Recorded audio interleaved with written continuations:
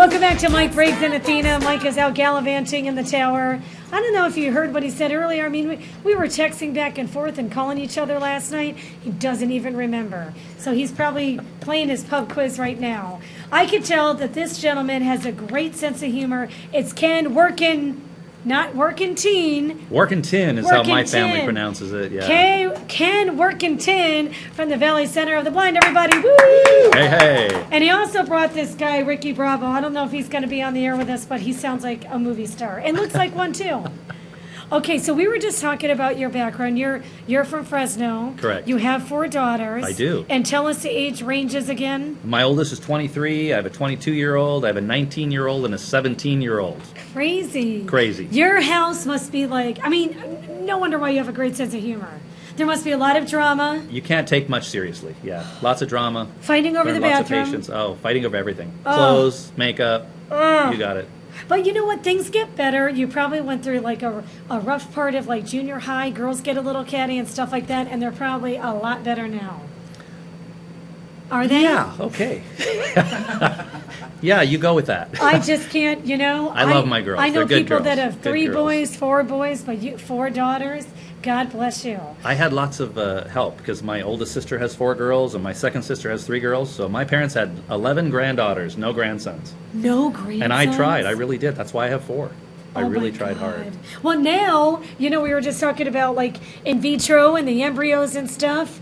Maybe you should have done that, paid $20,000 to have your embryos frozen. Well, if I still wouldn't have gotta had the 4 Google girls, that. I might have been able to afford that, but It's tough. it's going to have to wait. Okay, so tell me the story about your 23-year-old and why you work for the Valley Center of the Blind, and she was in a car accident? Your Well, actually, 23-year-old? it was my at the time, she was 15. Shayla, Okay. my daughter Shayla, Okay. and she was a student at Bullard. She was in her sophomore year. Okay.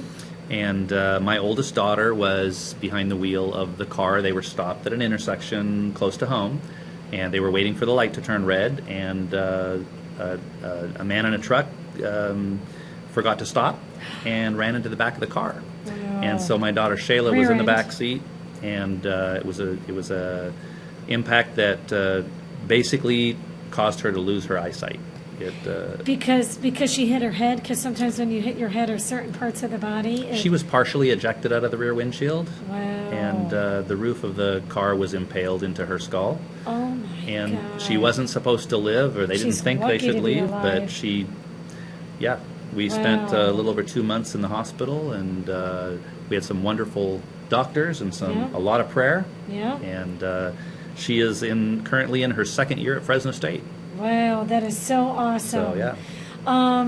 Was she flown to Children's Hospital? Is that where she was when she was recouping and recovering? Her what they call her rehabilitation was at Children's, but Okay. she was at the critical care unit at Community Hospital. At Community, Yeah, which is awesome. services. Oh yeah. Well, yeah, because there's not a lot of trauma. For a long time, we didn't have a burn center and trauma center. Right. But we Now always, have awesome facilities. Oh, yes. I can't even imagine how that felt as a parent.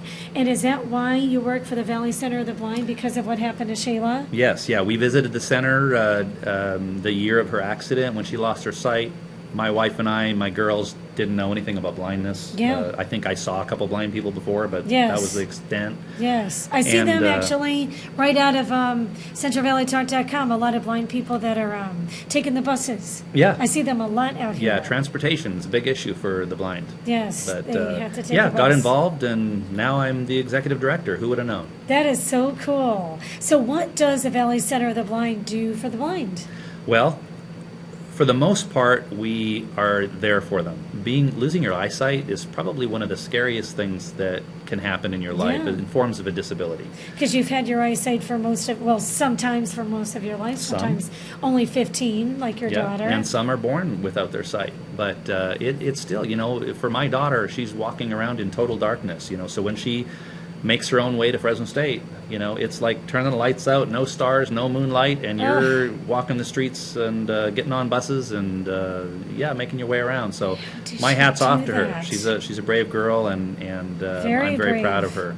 Does she use a cane or she doesn't need one? She uses a cane, and we're in the process as she continues to adapt her skills, then she's going to apply for a dog. And once she qualifies for a guide dog, that'll be a good assistant for That'll her be as well. awesome. Yeah. And college campuses, do they allow guide dogs and stuff Yes. like that? I mean, most buildings and places Everywhere, do. yeah. For guide dogs, yeah, they have to be allowed to go anywhere and everywhere with their owners.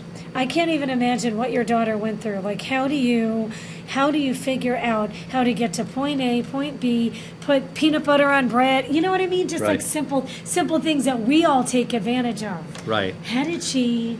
Well, Do that. that's what we help teach her. You eventually you adapt to not using your eyes, and you use your ears and your touch. Yeah. I would say your smell, but she lost her smell in the accident as well. It wiped out her olfactory nerve, so she can't smell, she can't see.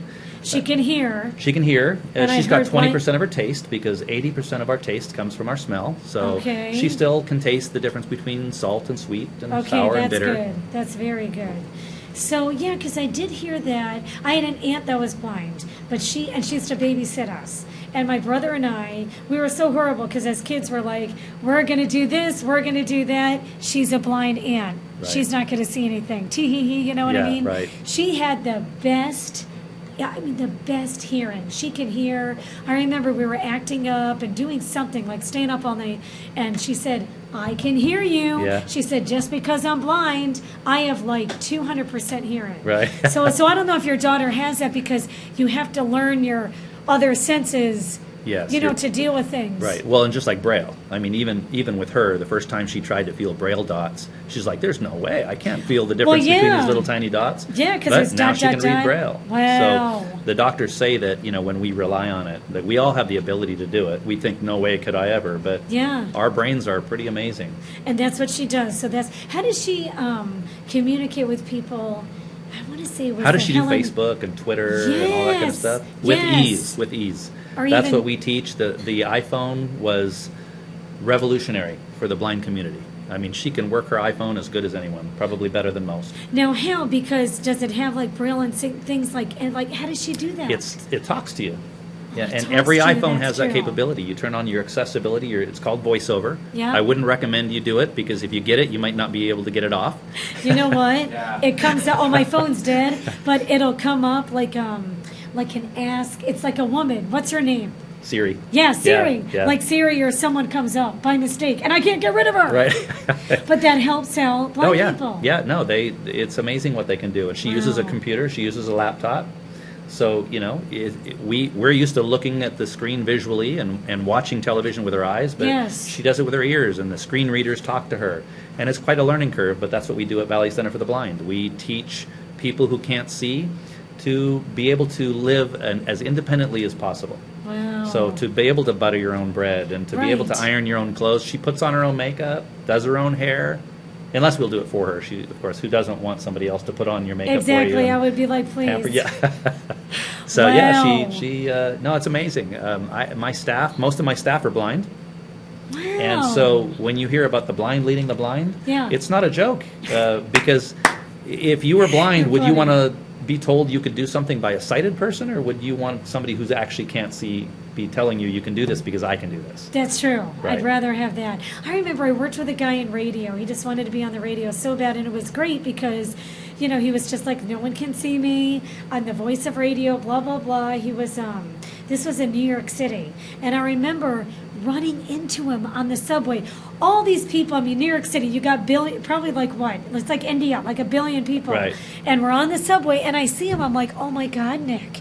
And I didn't say, oh my God, you're blind. You know what I mean? Because we Yeah, were friends. yeah. I'm like, you're in New York City on a subway. How do you know how to get to point A, point B? He's like, New York City is a great city for the blind because I just get on the subway. I know. I ask people. I listen. Very accessible. Yeah, the larger cities. Fresno, we're still Right. working on Yeah. Fresno. It takes a lot of budget. So Yeah. so I understand, but there's a lot of ways that we could improve.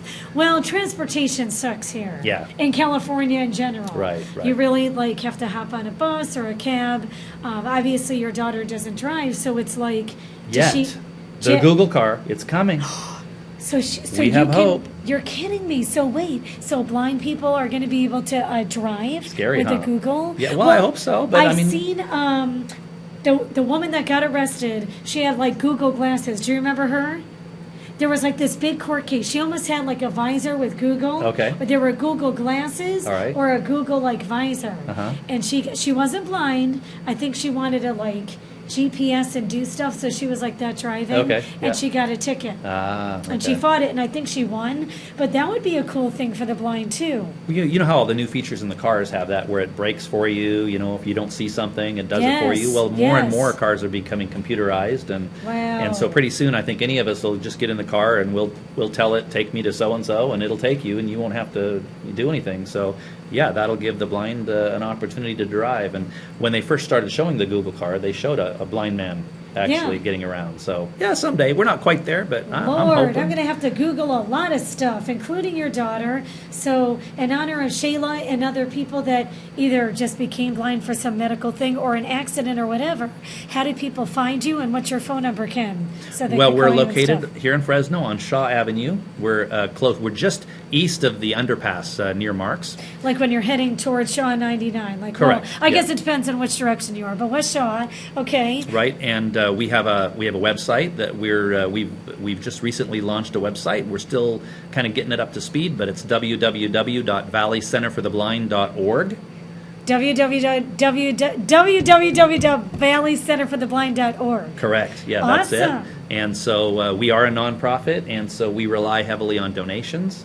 So anyone out there that's blessed and has a little despair, boy, you could sure throw it our way. Sure. And we would invite. just hearing your story, I would love to donate. Sure, and we're open, because anyone that wants to come and take part in viewing the services that we do, come on down. If you want to really volunteer, it's great. I mean, it's an awesome experience. It's a blessing. And you have an event coming up in October. I know it's a couple months away. Well, we're working on what's called White Cane Day, which is a national celebration or a blind awareness. Okay. And we're currently working on a march where we're going to do from Fresno State to probably around Shaw Avenue. Cool. And so, yeah, if some people would like to participate, you can call and talk to our marketing man, Ricky Bravo, and he will give you the details on how you can be a volunteer, help out with that, get involved. We'd love to have you. Ricky Bravo. Who wouldn't want to call Ricky Bravo the movie star? Ken, you're awesome. I would love to meet your daughter Shayla sometime, because Anytime she you sounds like an unbelievable woman. I know I like her. Yeah, I bet 4 daughters. Guys, crazy. Pray for me.